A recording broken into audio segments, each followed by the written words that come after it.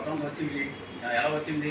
ఎంతోమంది మహనీయులు, గాంధీ గారు కానీ, అలా భగత్ సింగ్, సుభాష్ చంద్రబోస్, తర్వాత అల్లూరి సీతారామరాజు, అలాగే ఝాన్సీ లక్ష్మీబాయి, ఇంకా చెప్పుకుంటూ చాలామంది గ్రామత్యాగం చేసి ఈ నల్లధరలు అంటే తెల్లధరలు భారతదేశం విడిచిపెట్టాలి, విడిచిపెట్టి స్వతంత్రం వస్తే భారతదేశ కాళ్ళ మీద అది నిలబడి అందరికీ సమానంగా తమ సమాజం అంటే అందరూ సమానంగా ఉండాలనే ప్రతిపాదన స్వతంత్రం తీసుకొచ్చారు.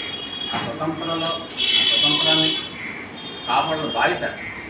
అంటే చాలామంది చెప్తున్నారు నాకు దేశభక్తి ఎక్కువ, సమాజం పని పాటుపడతాను, పేరులేసి మాట్లాడుకుంటారు.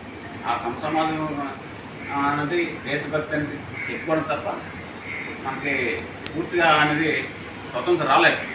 ఎప్పుడు అర్ధరాత్రి ఒక ఆడపిల్ల మన గాజువాక సెంటర్ నుంచి డిఎస్పీ నడిచి వెళ్తుంటే నడిచి ఇంటికి వెళ్ళితే మన పూర్తి స్వతంత్రం వస్తుంది. పట్టబదలే ఆడపిల్ల రోడ్డు మీద నల్లని పరిస్థితులు ఉన్నాయి.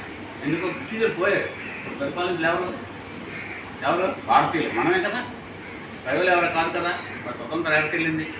పూర్తి వివరాలు మన స్వామి గారు మాట్లాడతారు.